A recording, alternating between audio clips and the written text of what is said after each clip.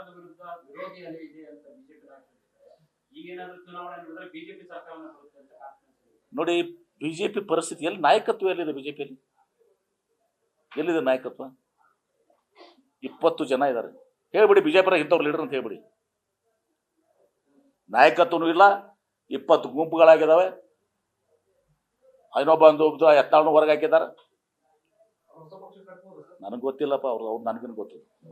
ಕಟ್ಟಿದ್ರೆ ಒಳ್ಳೇದು, ಕಟ್ಟಿದ್ರೆ ಒಳ್ಳೇದವರು. ಒಬ್ಬ ಪಕ್ಷ ಒಳ್ಳೆ ಕಟ್ಟಿದ್ರೆ ಒಳ್ಳೇದು, ನಾವು ಅದು ಮಾಡ್ತೀವಿ. ಕಟ್ಟಿದ್ರೆ ಒಳ್ಳೇದು, ಮತ್ತೆ ಸ್ವಾಭಿಮಾನ ಬಿಡಬಾರ್ದು, ಕಟ್ಟಬೇಕು ಅವರು.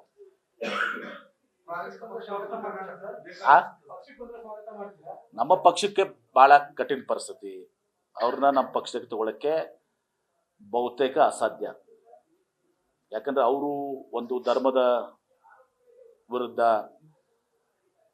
ಮಾತನಾಡಿದ್ದು ಬಹಳ ಕೀಳಾಗಿ ಇವತ್ತು ಮಾತನಾಡಿದ್ದಾರೆ. ಹೀಗಾಗಿ ನಮ್ಮ ಪಕ್ಷ ಇವತ್ತು ಎಲ್ಲ ಜಾತಿ ಧರ್ಮ ವರ್ಗದವ್ರನ್ನ ಸರಿಸಮಾನವಾಗಿ ಕಾಣುವಂಥ ಪಕ್ಷ. ಯಾರು ಒಂದು ವರ್ಗವನ್ನ ಕೆಟ್ಟದಟ್ಟಾಗಿ ಇವತ್ತೊಂದು ದಿವಸ ಟೀಕಿಸಿದ್ದಾರೆ ಅಂಥವ್ರಿಗೆ ನಮ್ಮ ಪಕ್ಷದಲ್ಲಿ ಪ್ರವೇಶ ಇಲ್ಲ. Thank you.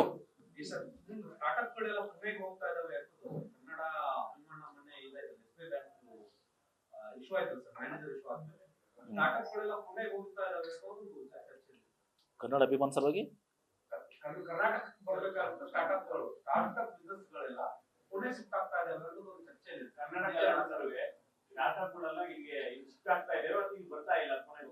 ಎರಡು ನೀವೇ ಹೇಳ್ತೀರಲ್ಲ, ಒಂದ್ ಕಡೆ ಕನ್ನಡ ಅಂತ ಹೇಳ್ತೀರಿ, ಈ ಕಡೆ ಇನ್ನೊಂದ್ಸಲ ಕನ್ನಡ ಕಲಕ್ ಹೋಗ್ತೇವೆ ಅಂತ ಹೇಳ್ತೀರಿ. ಅದೇ ಅಂಥದ್ದು ಕೂಡ ನಮ್ಮ ಗಮನಕ್ಕೆ ಬಂದಿಲ್ಲ. ನಾವು ಅದನ್ನ ವಿಶೇಷವಾಗಿ ಪ್ರಿಯಾಂಕರ್ಗೆ ಅವ್ರಿಗೆ ತಿಳ್ಕೊಬೇಕಾಗ್ತದೆ ಎಷ್ಟು ಒಂದು ಇದು ಮಾಡಿದ್ದಾರೆ. ಸ್ಟಾರ್ಟ್ಅಪ್ನಲ್ಲಿ ವಿ ಆರ್ ಸ್ಟಾರ್ಟ್ಅಪ್ ಕ್ಯಾಪಿಟಲ್. ಇವತ್ತು ಏರೋಸ್ಪೇಸ್ ಅಂಡ್ ಡಿಫೆನ್ಸ್ನಾಗ ಹೆಂಗೆ ಹೇಳಿದಲ್ಲ 65% ನಾವಿದ್ದೀವಿ, ಹಾಗೆ ಸ್ಟಾರ್ಟ್ಅಪ್ ಕ್ಯಾಪಿಟಲ್ ನಾವಿದ್ದೀವಿ. ASDMದಲ್ಲಿ ನಾವು ನಂಬರ್ 1 ಇದ್ದೀವಿ, ಮಷಿನ್ ಟೂಲ್ಸ್ ನಾವು ನಂಬರ್ 1 ಇದ್ದೀವಿ, IT ಅಂತೂ ನಾವು ಕ್ಯಾಪಿಟಲ್ ಇದ್ದೀವಿ. ಹೀಗಾಗಿ ಕರ್ನಾಟಕ ರಾಜ್ಯದಿಂದ ಪುಣೆಗೆ ಹೋಗುವಂಥದ್ದು ಪ್ರಮೇಯ ಬರೋದಿಲ್ಲ. ಏನು ಸಣ್ಣ ಪುಟ್ಟ ಹಂತ ಸಮಸ್ಯೆಗಳು ಇರ್ತಾವಲ್ಲ, ಬಂದಾಗ ಅದನ್ನು ಸರಿಯಾಗಿ ಸ್ಪಂದನೆ ಮಾಡುವಂಥದ್ದು, ಅವರಿಗೆ ಸರಿಯಾದ ಮಾಹಿತಿಯನ್ನು ಕೊಡೋದು. ಹೇಗೆ ಮೈಸೂರು ಸ್ಯಾಂಡಲ್ ಇತ್ತಲ್ಲ, ತಿಳಿಲಾರ್ದೆ ಮಾತಾಡಿದವರು ನಾನು ಮಾತಾಡಿದ್ರು. ಫಸ್ಟ್ ಡೇ ಮಾತಾಡಿದ್ರು, ಅದೆಲ್ಲ ಆದಮೇಲೆ ನೆಕ್ಸ್ಟ್ ಡೇ ಇದೆಲ್ಲ ನಮ್ಮ ಸ್ಟೇಟ್ಮೆಂಟ್ ಎಲ್ಲ ಬಂದು ಎಲ್ಲ ನೋಡಿ ಮೇಲೆ ಅರ್ಥ ಆಯ್ತಿದ್ದು ಪ್ಯೂರ್ಲಿ ಬಿಸ್ನೆಸ್ ಹಿಂಗಿಂಗ್ ಅಂತ. ನನಗೆ ಯಾರ್ಯಾರು ಮಾತಾಡಿದ್ರಲ್ಲ ಅದಾಗ ಒಂದು 3 ಜನ ಹೆಸರು ಹೇಳಕ್ಕೆ ಬಯೋದಿಲ್ಲ, ಬೇಕಾದ್ರೆ ಹೇಳ್ತೀನಿ. ನನಗೆ ಫೋನ್ ಮಾಡಿಲ್ಲ ಸರ್, ನಮ್ಗೆ ಗೊತ್ತಿರಲಿಲ್ಲ, ನೀವು ಈಗ ಬೆಳೆಸ್ತಾ ಇದ್ದೀರಾ, ದೊಡ್ಡದು ಮಾಡಿದ್ದೀರಾ, ಬೆಳೆಸ್ತಾ ಇದ್ದೀರಾ, ಒಳ್ಳೇದು ಮಾಡ್ತಾ ಮಾಡಿ ಅಂತ ಹೇಳಿ ಯಾರ್ಯಾರು ಮಾತಾಡಿದಾರೆ ಬಿಡಿ.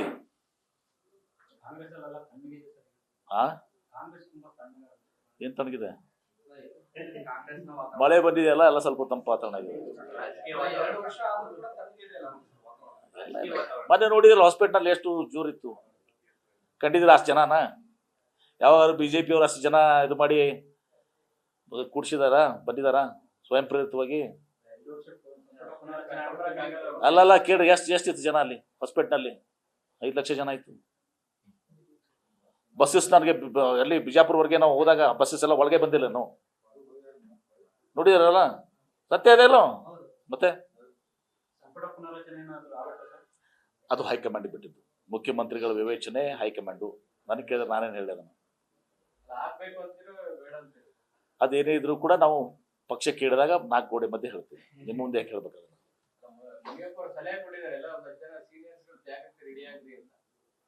ಆಯ್ತು,